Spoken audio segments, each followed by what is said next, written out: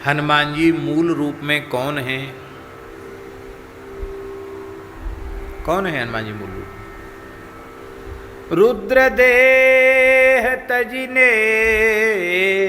बस बानर भे हनुमान। साक्षात देवाधिदेव भगवान शिव ही राम जी की सेवा का सुख प्राप्त करने के लिए हनुमान जी के रूप में है। और गोस्वामी तुलसीदास जी महाराज का सौभाग्य है कि उनके ऊपर सर्वाधिक अनुग्रह उनके जीवन में यदि हुआ है तो भगवान शिव का, भगवती पार्वती का अनुग्रह सबसे अधिक हुआ है।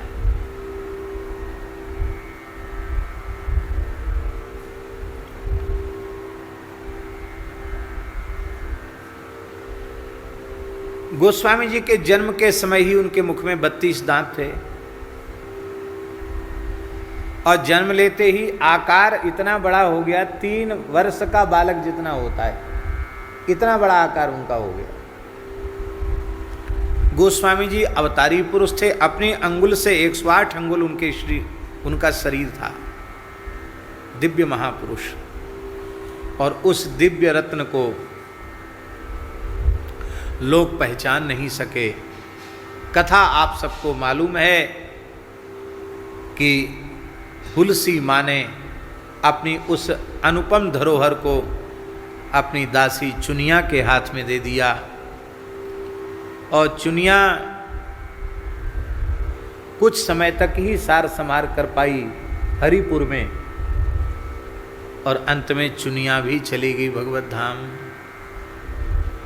5 वर्ष के बालक तुलसीदास जी महाराज, अवस्था तो 5 ही वर्ष की थी लेकिन आप लगते थे 8-9 वर्ष के जैसे, इतना आपका दिव्य स्वरूप था। और आप अब सर्वथा अनाथ अनाश्रित हो गए और लोगों में ये प्रसिद्धि और हो गई कि ये बालक इतना अशुभ है कि इसके शरीर की छाया जिस पर पड़ जाएगी उसका तो सत्यानाश होना ही है। देखो मैया मर गई, पिता मर गया और गांव भी उजड़ गया। गांव भी उजड़ गया था राजापुर। गांव उजड़ने का कारण ये था कि तुलसीदास जी जैसे दिव्य रत्न का आदर नहीं हुआ। भक्तापराध के कारण ही गांव उजड़ा, गांव पर विपत्ति आई, पूरा गांव उजड़ गया। वो गांव भी उजड़ गया। तो ये चुनिया लेके आई थी, ये भी मर गई। अब सर्वथा अनाथ अनाश्रित होकर के तुलसीदास जी भटकने लगे और उनके जीवन की वह वेदना उनके काव्य में कई स्थानों पर प्रकट हुई है। विनय पत्रिका में गोस्वामी जी ने कई जगह बात कही है। चाटत रहो स्वान पातर ज्यों, कबहू न पेट भरो। कुत्ते का पेट भरता क्या पत्तल चाटने से? वो दशा हमारी थी, भूख के मारे बिलबिलाते थे। चलो कुछ कण मिल जाए, जूठा खा करके ही गुजारा कर लें। चाटत रहो स्वान पातर ज्यों, कबहू न पेट भरो। इसका आशा ही मत लगाना कि पत्तल कहीं फेंकती थी उसको गोस्वामी जी चाटते, ऐसा अर्थ नहीं लगाना।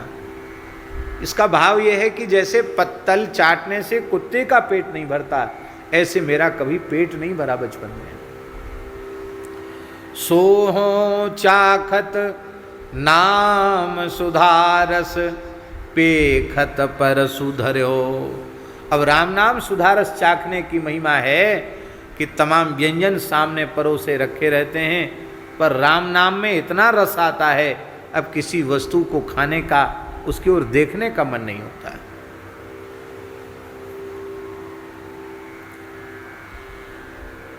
गोस्वामी जी ने विनय पत्रिका में कहा है, मानत हो 4 फल 4 ही चणक को।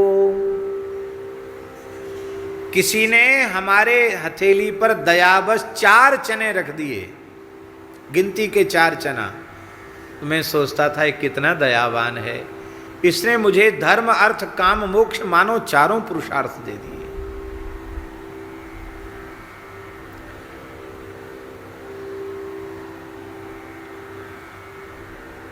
गोस्वामी जी ने सर्वत्र अपनी दीन दशा का स्मरण किया है।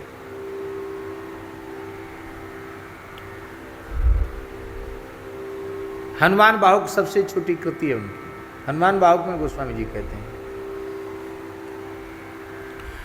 बालपने सूधे मन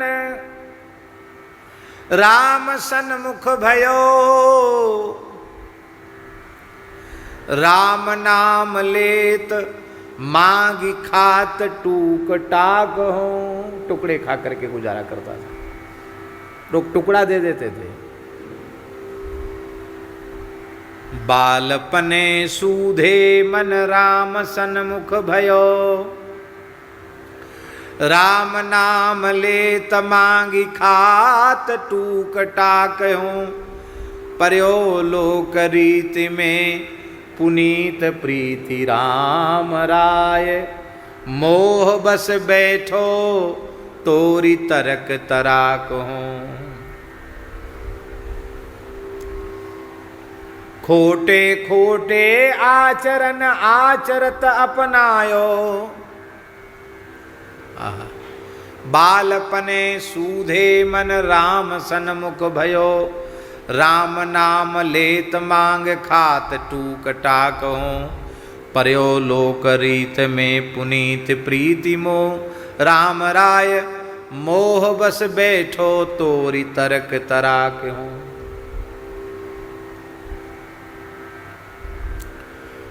इस दशा में बालक, अनाथ बालक को देख करके सबसे पहले यदि किसी का हृदय बिना भक्ति, बिना उपासना, बिना सेवा के किसी का हृदय द्रवित हुआ है तो ये हैं भूत भावन भगवान विश्वनाथ, भगवान शिव। उनका हृदय दया से भर आया।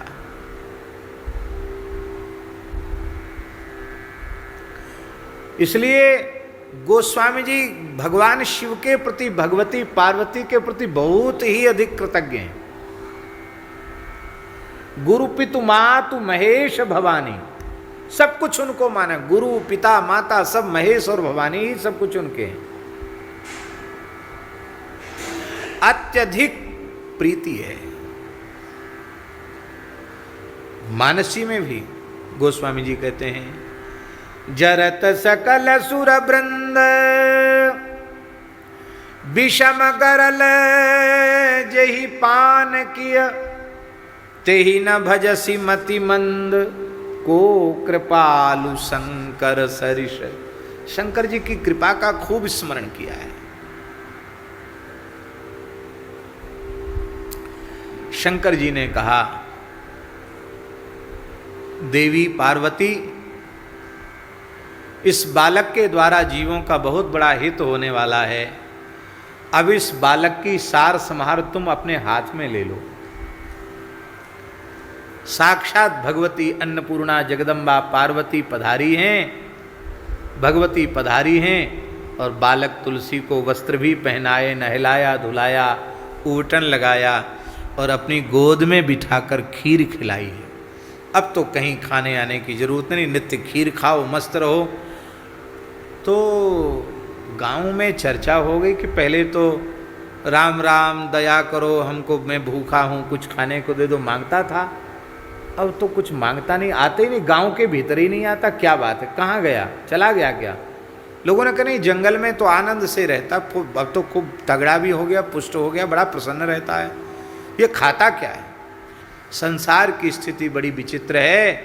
कोई सुख से रहता हो तो भी संसार उसे सुखी रहते हुए देखना नहीं चाहता है। संसार की विचित्र से क्या खाता है?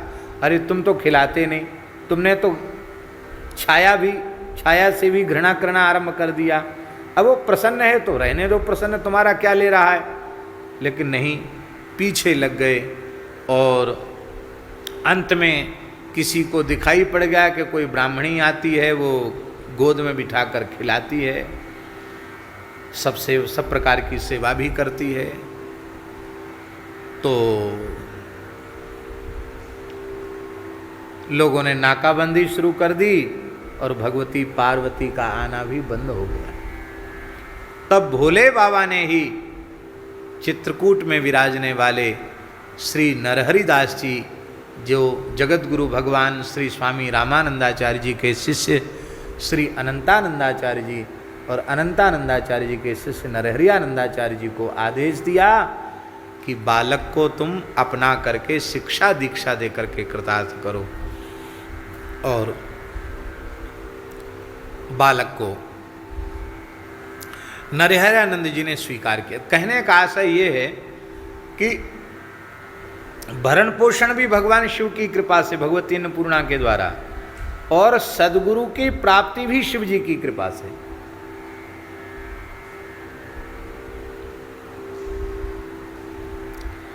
और अब राम बोला जी तुलसीदास जी हो गए।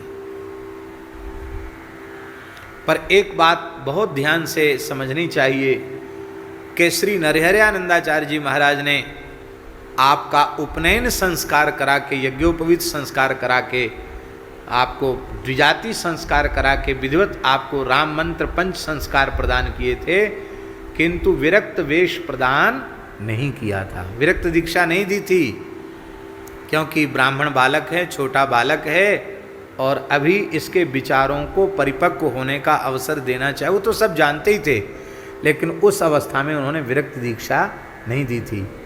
और फिर पढ़ने के लिए काशी, शेष सनातन जी उनके मित्र थे, उनके पास काशी पढ़ने के लिए भेजा।